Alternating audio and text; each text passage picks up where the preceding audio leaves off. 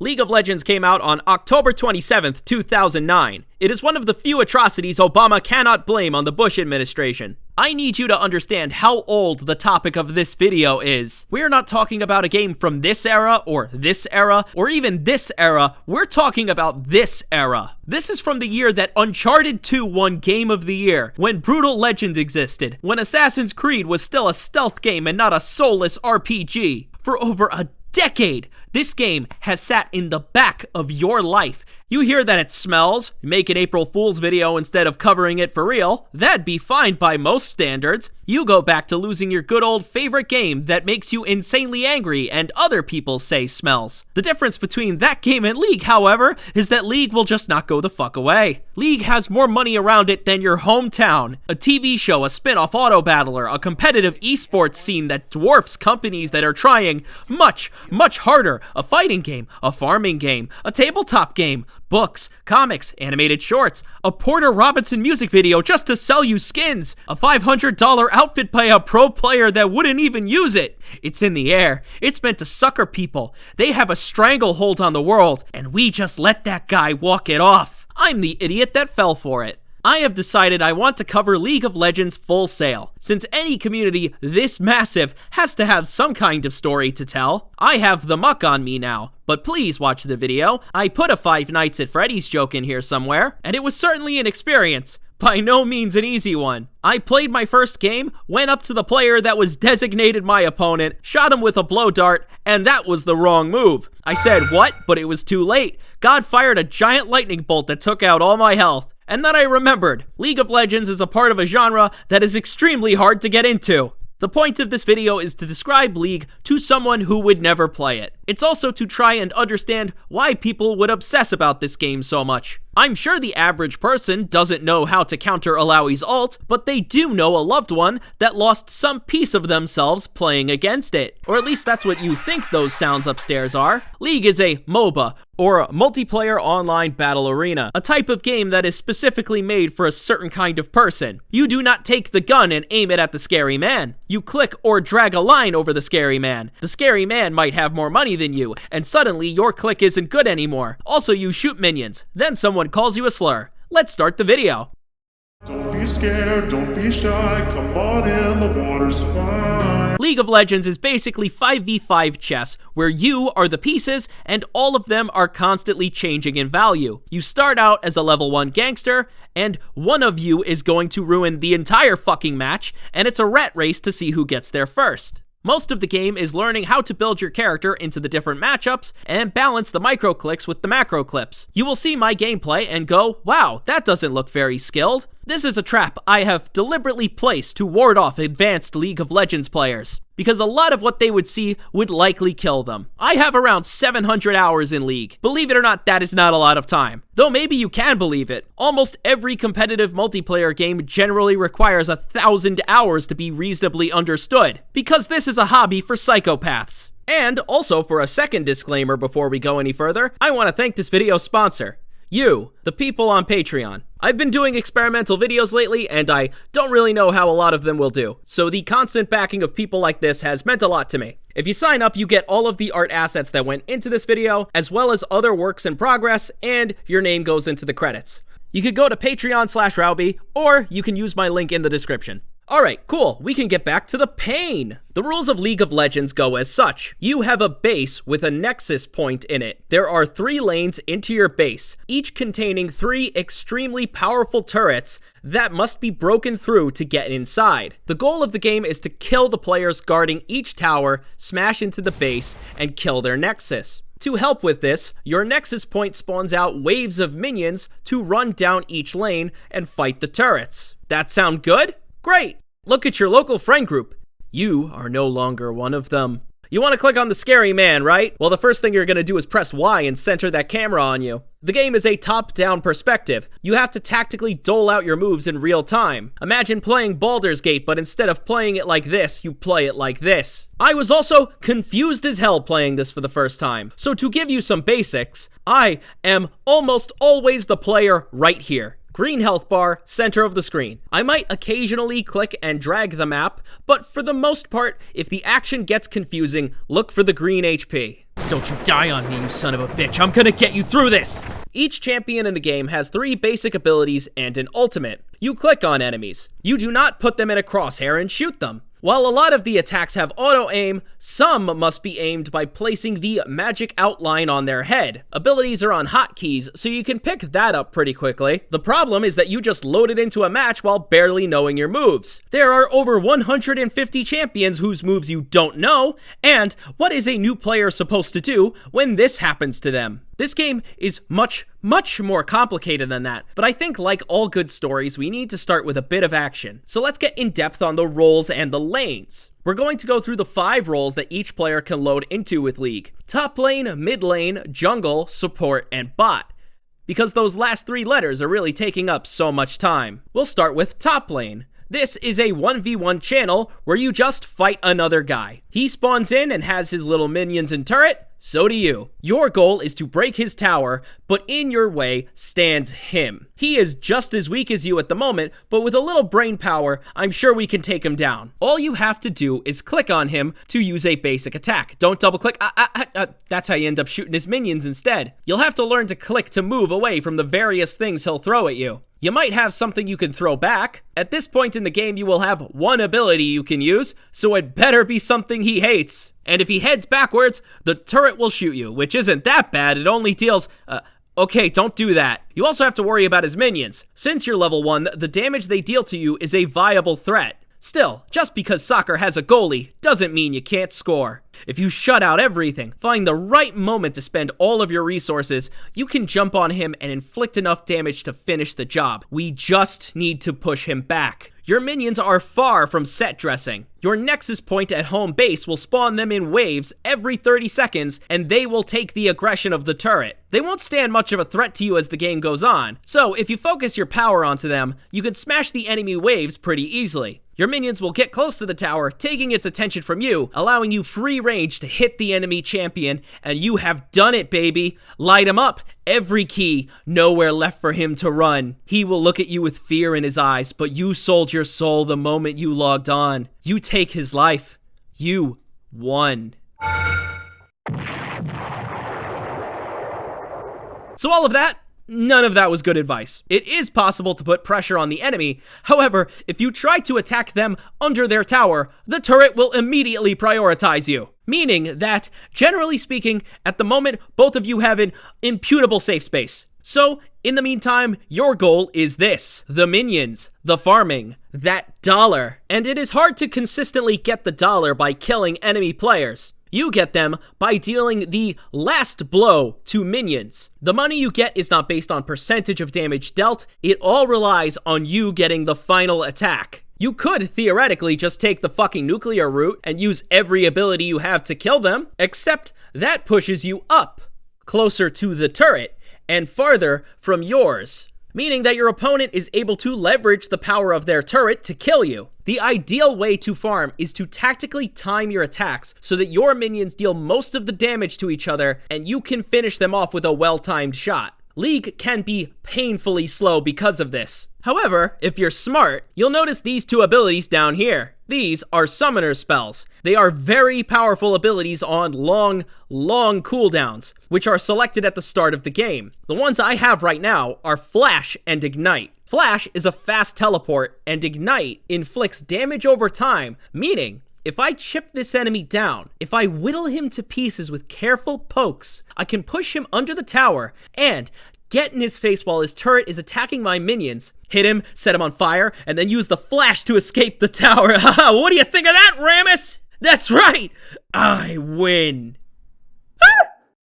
Did I mention that other players can come up to your lane? So all of that, none of it was good advice. This is the jungler. While top lane is a somewhat isolated 1v1, jungle is an entirely different beast. The role is different from top in that you don't have a turret to protect, and generally you don't have to worry about fighting anyone else. Instead, your goal is to rotate through the jungle, which has several monster camps that you can kill for your gold instead. The catch is that you are expected to stop and jump into another person's lane to help them quickly kill their opponent. This is referred to as a gank, and you should write that down. Hence why jungle often sees assassin characters. Ones that can move fast to kill their monsters, then find some poor schmuck in the top lane and stun him so that you and your friend can beat the absolute shit out of him. However, don't think that means you have to pick an assassin in jungle. The game gives you a whole list of characters that are popular in each lane. Top lane normally has fighters, but you can see mages, assassins, marksmen.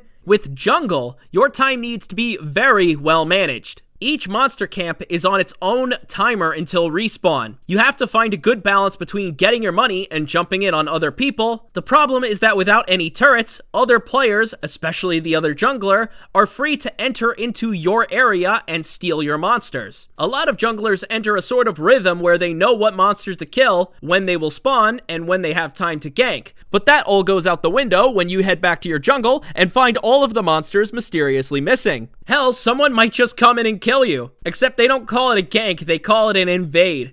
They use real words so you know it's serious. Mid lane is the most similar to top lane. You still have an opponent, but the distance between your towers is shorter, less room. Also, since this is, as you might have guessed, the middle of the map, there are 2 routes into your lane. While the top lane has just the Valley of Assholes and Honey below you, mid lane is much more susceptible to those flankers. In fact, you are expected to be one of them, because a lot of the characters that you would pick in the mid lane are fast, to either quickly get back to their tower or rapidly maneuver to another lane. It also tends to lend itself to magic users, as mages tend to be able to kill minions more effectively than other characters. They also tend to fling out shots from long range, giving them more space to run back to their tower. In fact, out of all of the champions in the game, I found that mid lane had the most annoying to pick from. They're gonna blow you up with a spell and then hide under that turret. So I chose the dog person who has a move that specifically launches them at an enemy so that they can't fucking run from me anymore. Then, lastly, you have the bottom and support lane. These two are meant to work together. It's 2v2. For the most part, the bottom laner is doing a lot of the same stuff that top and mid would do. The thing is that you have to track twice as many projectiles and cooldowns. Punishment for mistakes can be much more severe too, because a lot of the bottom lane characters are glass cannons, ranged heroes that can hurt really, really hard,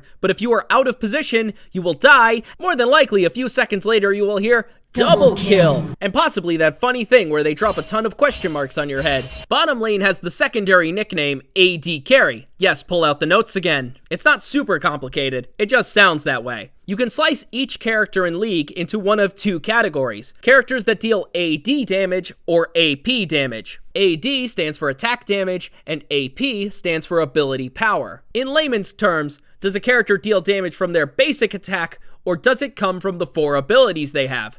Don't you die on me, you son of a bitch, you're gonna be home for Christmas! Effectively, this means that an AD carry is someone who relies on their attack damage to start cleaning up the match in its later half. Hence why they get a support player in their lane to help them get there. Supports are characters like Brand, who set enemies on fire, combo his abilities to stun enemies, and launch a flaming fireball that chains between... Okay, yeah, this isn't the kind of support you were thinking of. There are some champions capable of healing you, but they are pretty rare among the roster. You are more liable to see characters like Nautilus, or as I like to call him, Not Like Us, because everyone who plays him should be put on a list. Nautilus's gimmick is that he has a hook that can drag his target towards him. While Nautilus himself lacks the power to kill his target, getting the backup fire from the bottom laner means that even if that person escapes, they will almost certainly have to head back to base to heal, leaving the lane exposed. Your goal as a support is to act as a character that sets your partner up for kills. That is your only job. This is extremely important so you do not attack the minions. That money is meant for the other player. Your job is that of a hater. You are looking for ways to hurt,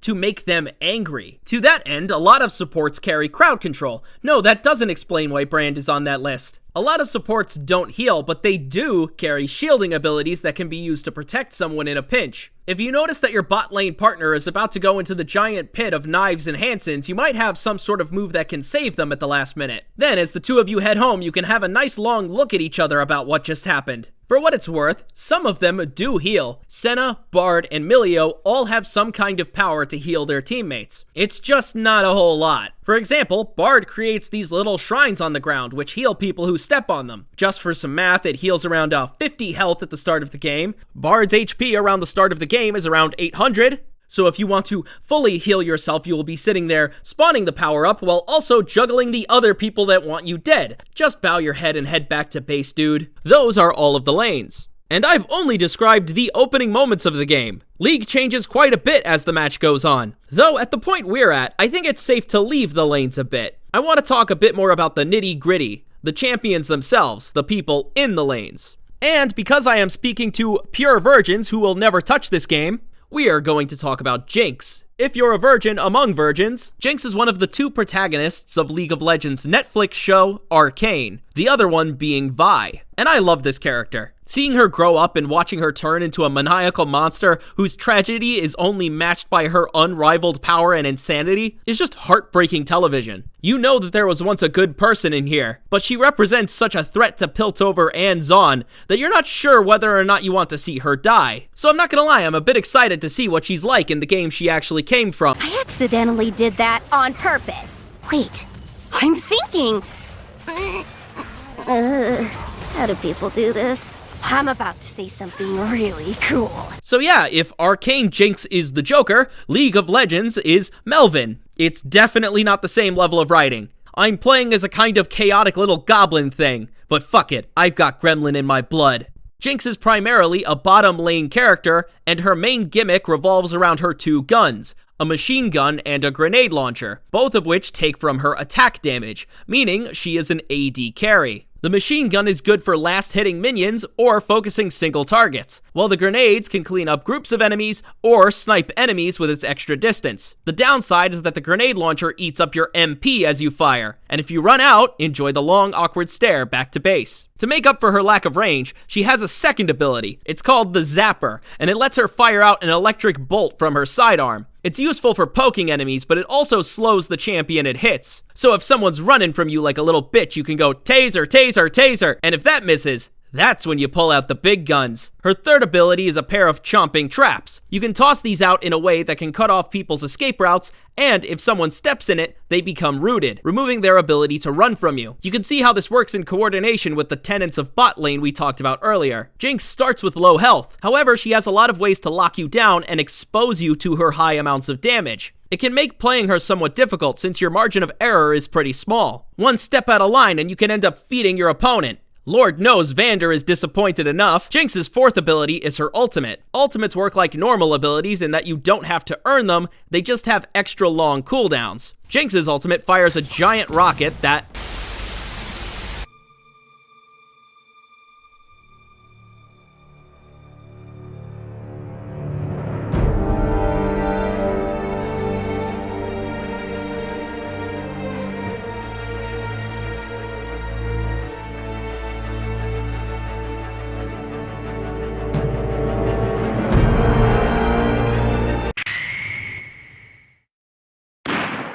An enemy has been slain. crosses the entire map and executes low health enemies. I cannot tell you how much I love this fucking thing. It can allow for some truly hilarious plays, where you see the rocket stretch all the way from bottom to top lane, just to tell some fucking Heimerdinger that you hate his ass. But truth be told, I don't actually play Jinx all that much.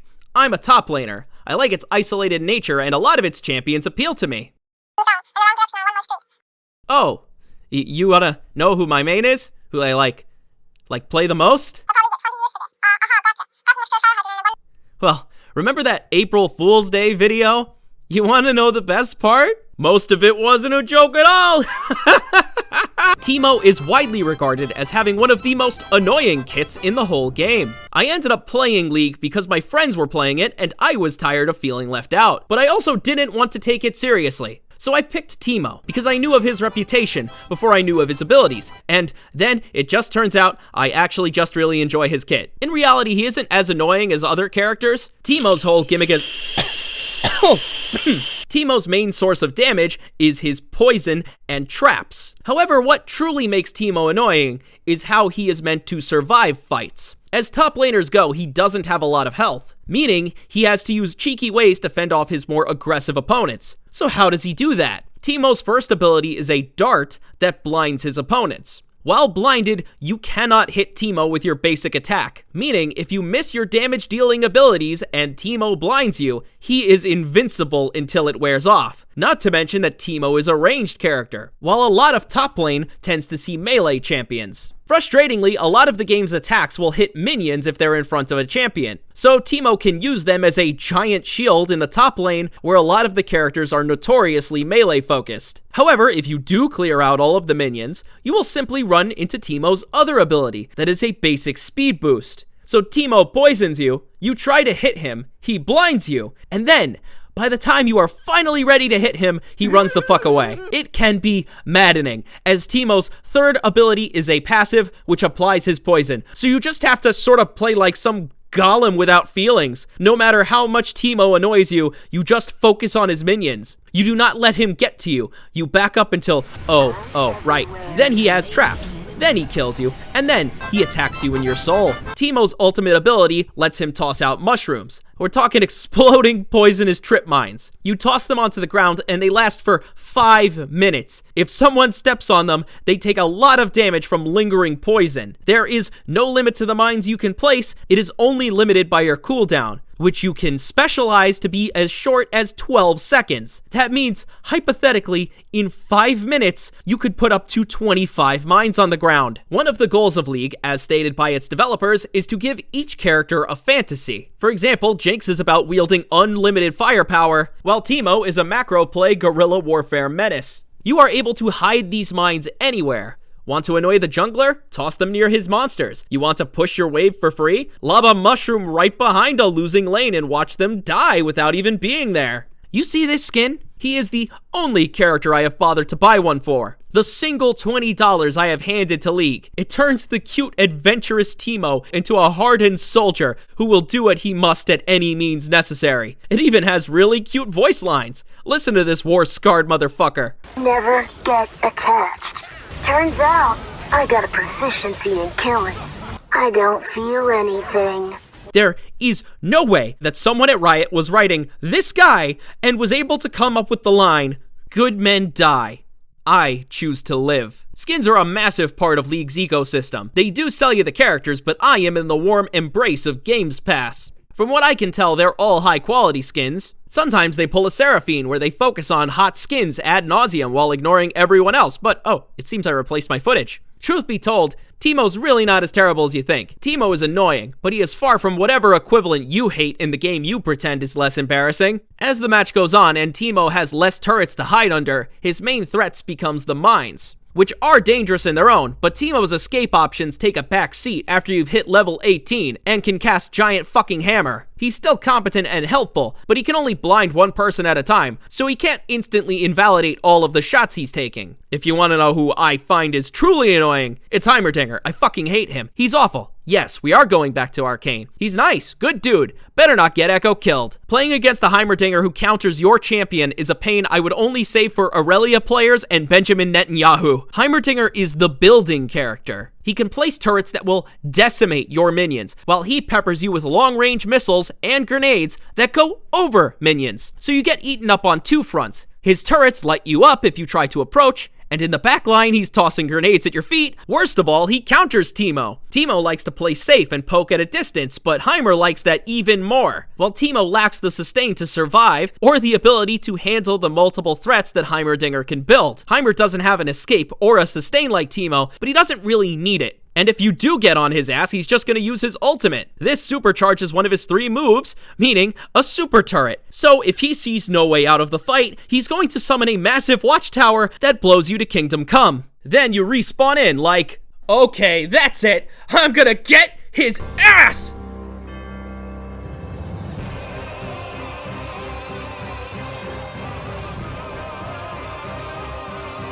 Did I mention your deaths make the enemy stronger? In League, the entire goal of the game is to grow your character into the strongest version it can be. As you play, your character will level up like a regular RPG, increasing stats and allowing you to purchase or upgrade your key abilities. However, killing minions and players does not only net you experience for leveling up, it nets you money. Most, if not all, of your power level in League of Legends is determined by the items you buy. At any point in the match, you can press B to recall yourself back to base. This will restore your health and mana, while also letting you access the shop, full of permanent upgrades to your character.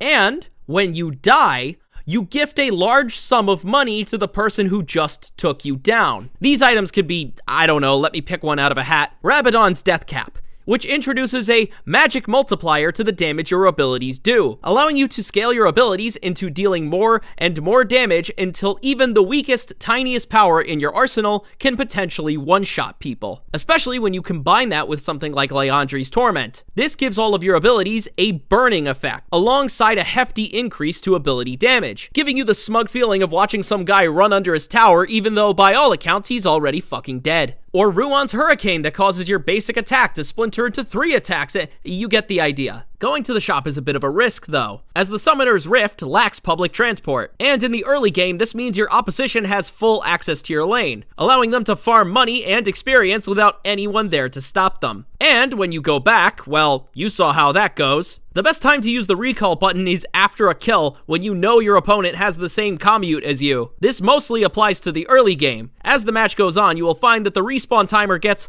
longer and longer. At the start, you will be back to life in 5 seconds. Near the end, you could be waiting for almost a minute and a half. In a way, you're not fighting to get kills. You're fighting to get pressure to push them into backing so that you have free reign to get experience and money. The stronger you get, the easier it will be to keep doing that to them, resulting in an experience that is just bullying. With every mistake they make, you get stronger and make their position harder to get out of. There are some trump cards that supersede level. If you get ganked, Flash will work just as well at level 15 as it did at level 2.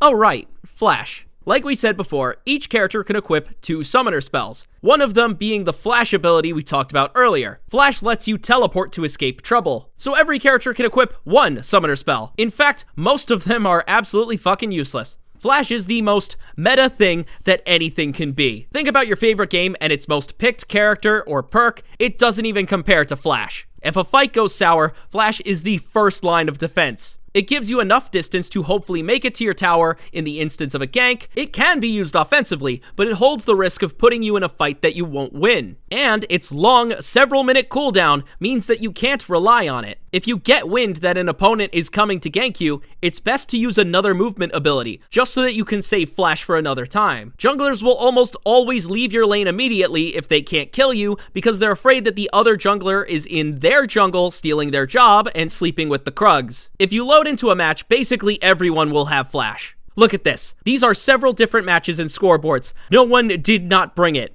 The game will offer you default builds. They will have Flash in them. I guess somewhere over the long years, they just decided it wasn't worth trying to crack the meta and just left it there. No one complains from what I can tell. There is only one character who is not asked to bring Flash, and that's because anytime people jump and kill Yuumi, the world is a better place. The usual suspects for the second spell are Ignite, Exhaust, Barrier, Teleport, and Smite. Ignite sets an enemy player on fire and reduces their healing input. This can be really useful as the attack has no wind-up frames, and an enemy that low is viable to run back to safety if possible. So it's impossible to dodge, and if you judged their health right, impossible to survive. Exhaust slows an enemy to a crawl for a brief moment, reducing their attack, kind of the same as Ignite, but you have to do the dirty work yourself. Barrier gives you a quick burst of survivability in a fight, and Teleport is for cowards who expect to lose. It lets you pick a unit on the map and teleport there. It can let you sneak up on objectives in the late game, but most people use it to get back, heal, and then go to their tower before stuff gets messier. There's also Smite, but we're going to talk about that later because it's an integral part of special objectives.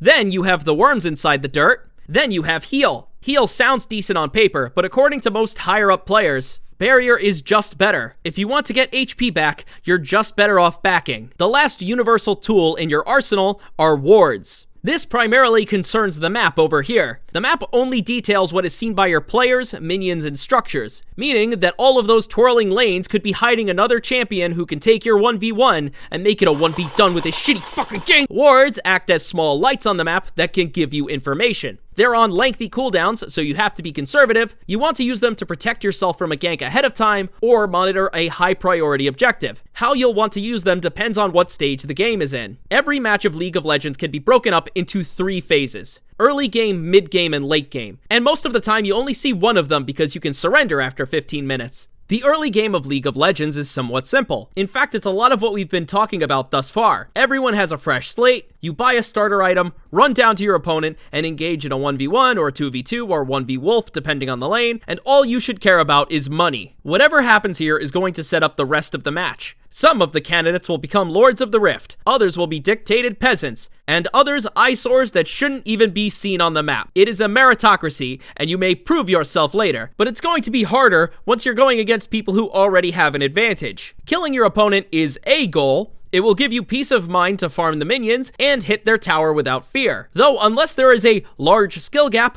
or someone commits when they shouldn't, no one is really gonna die. You might not even kill your enemy for the entirety of the early game. You will shoot the minions at the last minute. You will like it. If you hit tab, you can see the scoreboard. This yellow number tells you how many minions you've killed, and generally speaking, how much money you have. Meaning you have a sort of gauge to tell how you're shaping up versus your opponent. You do still need to go back to your base to buy the items, but trust me, it will matter. In a way, the best you can hope for is to hit the enemy tower. Hitting the enemy tower in the first 14 minutes takes a while, but you get a tremendous amount of gold for knocking these parts of the tower off. It does mean that you are farther away from your tower, but once the 14-minute mark passes, you will no longer gain gold this way. Wait.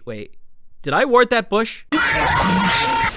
Generally, the early game is also the time to invest in certain items. A lot of the items are strong, but some scale over time. For example, the Heartsteel item consistently increases your maximum HP, meaning if you want to get the most of that item, it needs to be purchased first. During this phase of the game, something called the Void Grubs will spawn. These are a series of small monsters that appear near the top lane. If you kill them, your team will permanently gain them as an upgrade, giving an extra edge against turrets. They aren't exactly impressive, but they are permanent. In most cases, it is the duty of top lane and jungle to work together to kill them, usually forcing some kind of mini team fight. When early game ends is a bit hard to determine, but it's usually around the time that enough towers are broken and attention splits enough that you feel comfortable leaving your lane for extended periods of time. To aid in the destruction of towers, you have the Rift Herald. At exactly 9:30 in the match, the Void Grubs will be replaced with a monster called the Herald. If you kill this monster, he can be summoned and sent rampaging down the lane you choose, dealing an instant chunk of damage to any turret it runs into and tanking a lot of its shots. If the Herald breaks the tower, it'll start to move towards the next tower for more damage, or you could try to control it yourself if you've ever wanted to experience drunk driving. This is mid-game. You can still act independently, but you will experience more grouping up. The worms that couldn't score any kills will likely move alongside allies in the hopes that they can scrape some gold off the side like a barnacle stuck to a ship. Turrets will break faster too, as you have higher damage, and there's a chance that the lane is just empty now. If you can break the last turret in a lane, there's the inhibitor. The inhibitor prevents your nexus from spawning roided up minions that aren't fucking around. The average minion has 100 health. This is a super minion. The super minion has around 1,600 and scales with other upgrades. And a new one is now going to spawn alongside every wave in that lane, meaning you no longer need someone to actually be there to get pressure on it. If top lane loses its inhibitor, someone must constantly go up there to clear the super minions, otherwise they're going to destroy the nexus. A situation endearingly referred to as winions. The moment the first inhibitor goes down, usually signals the start of the late game. Late game is around the time that people tend to group up entirely. Solo fights still happen, but you want your team nearby because most characters will have their strongest items. So if you walk out of position, there isn't going to be any forgiveness. In a way, the later the game goes on, the simpler it gets. You don't have to calculate the intricacies of individual enemy attacks because if you get hit by one, you're gonna get hit by all of them. Team fights become a game of very delicate poking because once an engagement is made, all hell is going to break loose. As opposed to the quiet tit-for-tat fights in the early game, you're going to hear the sound effect before you even notice it's happening. People also start to fight for objectives that can decisively end the game. Rift Herald will be replaced by Baron Nashor at 20 minutes in. If killed, it will grant that team a buff, which increases their damage, speeds up their recall, and further empowers any minions nearby. What usually happens in League is that the losing team groups up in their base to protect what few structures remain, and Baron acts as a battering ram to finish them off. If the enemy team leaves to try and get it themselves, they're leaving the base open. So really they're waiting to lose, but their one bot laner refuses to hit yes on that fucking surrender option. The other objective meant to crack the game are the dragons near the bottom lane. Unlike the monsters near the top lane, the dragon doesn't level up or get stronger. People gather these dragons throughout the match, each one buffing a random stat for the entire team once killed. Once one team collects 4 dragons, the other team will not be able to collect any more. You will also gain a very special buff called Dragon Soul that increases your damage, healing, or movement. Yes, this game is a number salad. At some point you stop counting, it's just something you know you want. Once a Dragon Soul is collected, it becomes Elder Dragon, which allows your attacks to instantly execute enemies under 20% health, which thankfully reduces the math. See this health bar? Place your pinky over it. That's how much it is. This is also where we should discuss what Smite does. Smite is a summoner spell usually carried by the jungler role. Technically, anyone can equip it, but technically you can use your fork backwards. Smite instantly deals massive damage to minions and monsters. This can allow the jungler to kill their monster camps faster for gold, and it can also be used to finish off grubs, the Rift Herald, Baron Nashor, or a dragon. It is an incredibly powerful ability when it comes to objectives, and allows the jungler to play a pivotal role in the late game. However, Smite's instant nature means that it is a popular tactic to kamikaze the dragon and spam the Smite button in the hopes that you can steal it. Meaning the enemy team stood there for several minutes only for you to press a single button, and they might as well have cooked dinner for you too. You do not know how annoying that can be until it happens to you. Once you've got those and collected enough power, smashing the final 2 turrets near the Nexus is easy, and then you just clean up and end the match. You have 5 seconds to curse the enemy team out before the game rips you away, so you get a style bonus multiplier for everyone you get out. This leads to our next section, the Salt. I've got this book here. It's about a utopia, and in this utopia, every man is free to spend his free time however he wishes. No man is bound once his work is concluded. Yet somehow, they always choose to go 0-7 in my mid lane. See, based on what I've told you, you might have started to put the pieces together on why League has such a legendary reputation for salt and anger. League is, by design, a slippery slope. When you die, you make your opponent stronger and more liable to kill you next time. That's frustrating on its own. You are constantly forced back to your tower. Walking just a frame out of line means you are punished again, but it gets worse. Once mid-game begins, you unleash the monster you have created onto your teammates. The person you are playing against will be the main character, and it will all be your fault. He will steal dragons, break turrets, team kill, and if you're lucky, the chat will be silent. But they will be thinking it. They will be thinking about how this is all your fault. The silver lining is that the opposite is true too. If you kill your opponent consistently, there's basically nothing they can do to you at a certain point. Remember, if you win, it's capitalized GG. If you lose, it's lowercase. Not to mention that there's a lot of communication that the game requires. How do you get 5 League players around a dragon at the same time? You all hope that they're Seraphine players. Granted, League does have a lot of systems in place. The game fosters a lot of anger, but it has workshopped its systems as well as it could have over the years. Whatever issue another game is having in terms of toxicity, League has already made a solution to it, and it still doesn't work. That's why starting a match feels like the fucking DMV. First you queue up, and as you find a match, you have a few seconds to hit a button that tells the game you're still there. Then you will select your champion, except you are not selecting them. You are going, hey, guys, I want to play Teemo this round. Is it okay if I select him in a few minutes? Then the banning phase comes. Here, you select a character you really don't like. Normally you do this so that you aren't hard countered in hero select. Then, after the bans have concluded, you wait in queue as the game goes down the line. Back and forth, you get to pick your character. One side gets to pick first, then 2 players on the other side, back and forth until one guy selects your champion. Okay, roll back the clock. If you hate the results, you just have to wait a minute and dodge the lobby. Basically, sitting until time runs out gets you free of the match. You will get a penalty, but there's an unspoken rule of online games where the first DC is basically on the house. You're only really going to push the system to its limits if you're that petty. If I ever get to the point where I have to invoke the right of disconnection twice, I go outside. If you truly get past all of this, then you can select your champion. You can load in and just hope it's a good match. Then no one curses you out and you don't feed, especially if you're trying a new lane or character and don't want to be blasted into ping hell. If only there was a way to tell who on the team will be toxic. It's the guy who typed first.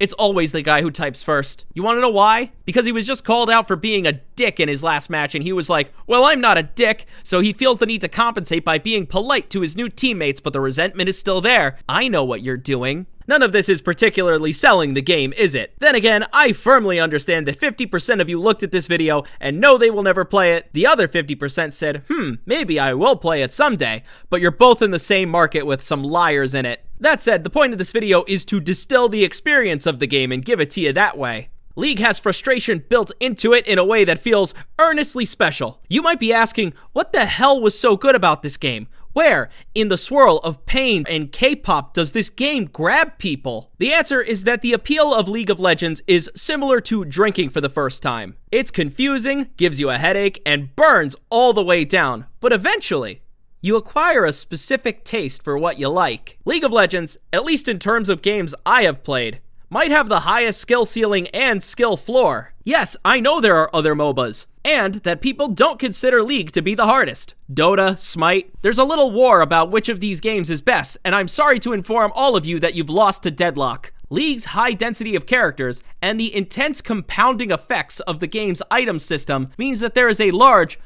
variety of scenarios you can be in. While the game does have its meta, I found that very few matches were similar to each other. Plus, you will almost certainly find a way to play that matches your personality. No matter who you are, one of the characters in League's massive roster will appeal to you. A big part of the fun is that League is meant to become unbalanced. At a certain point, you will be a queen, a rook, or a pawn, and being the queen means to smash your enemies. You're basically nemesis, and if you find someone, their only hope is to run far enough away and find a safe room. Yet, as the match goes on, there will be less safe rooms, and if you could hear, just for a moment, what they're going through, you know it would be really funny. Beneath all of this spite, there is an intricate web of abilities and powers that is truly satisfying to use. While I do enjoy Teemo, there is a champion that has been slowly working her way up my list, who intertwines her power and storytelling in a way that earnestly took me by surprise, and it created a fantasy that no other game has given me yet. Let's talk about Illaoi.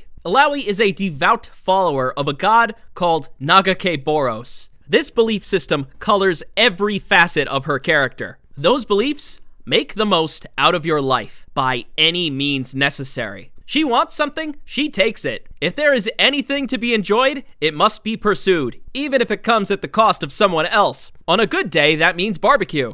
On a bad day, that means you get hit with her ultimate and she kills your entire team while barely taking any damage. Her main gimmick revolves around her ability to test her opponents. As you play Illaoi, tentacles will spawn around you, which can slam on the ground after you perform a certain attack, each one healing you when it strikes enemy champions. She's generally a top laner, someone with a lot of health. Your Q is just a simple line that you drag and drop. It's a big slam that can be easily aimed or directed, while your W allows you to swing your weapon, making all surrounding tentacles attack the spot you hit.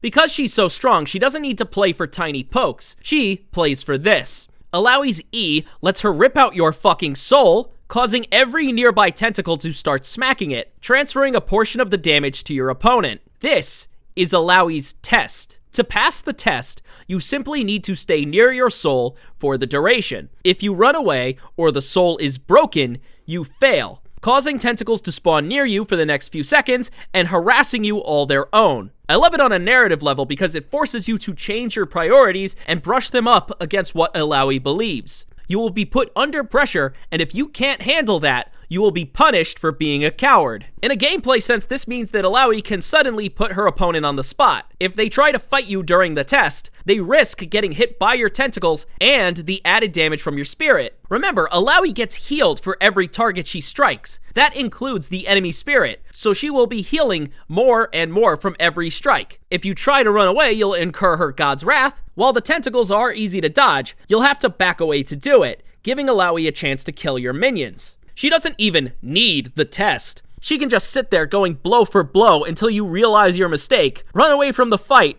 and it's like, I got your nose. Oh no, we're still not done. Illaoi's big showstopper is her ultimate, the Leap of Faith. This spawns a tentacle near Illaoi for every nearby champion, including their souls, as well as making the slam instant and putting your cooldown on a near inexistent timer. I know this is just gameplay Caesar dressing to go with the number salad, so let me address you in normal speak. For every enemy in the fight, you spawn a tentacle, allowing you to slam on the entire fight, still giving you healing from those attacks. If you were smart in the early game and gained enough money to prepare your character, you can start to out-heal the damage of the entire team in the late game. This means that Alawi's ultimate is insane in a team fight. You don't even need to wait for the late game to use it. The fantasy of Alawi is testing annoying people. Then, when they try to push back with a gank, you are capable of turning that exact force against them. Ganking her is a dangerous gamble, because if she nabs the ganker's soul, she can turn that energy into a full-blown attack against her own laner. She was released on November 24th, 2015. You did it, big man, let's go! So, what's it like to play League of Legends?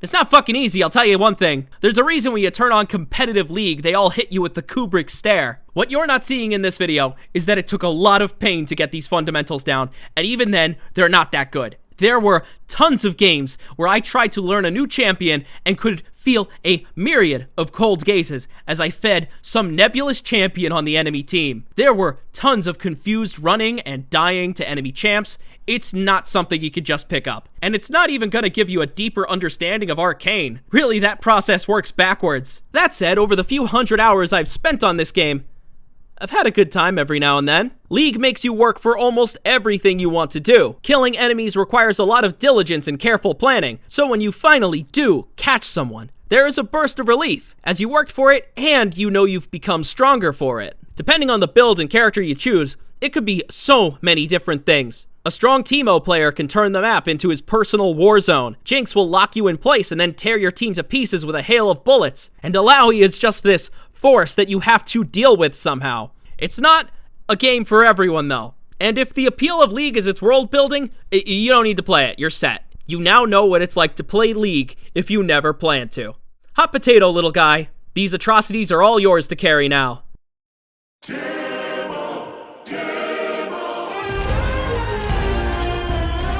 Hey, thanks for watching. This video was another risky one. I hope you guys liked it. Once again, I'd just like to say all of the art assets in this video are on Patreon. Big shout out to the people who collabed with me to put this together. Also, I would like to thank the people on Patreon who made this video possible. I would especially like to thank Jokes on You, Minnie McNugget, Dwarp, Pyrozine, Anthony R. Chambers, Ethan A., Syrup, and Mario Fan 997. I gotta be honest, I can't tell you what the next video is gonna be. I have no idea what direction I'm gonna go after this. Quick reminder though, if you want to keep up with me, follow me on Twitter. I post on there basically every day.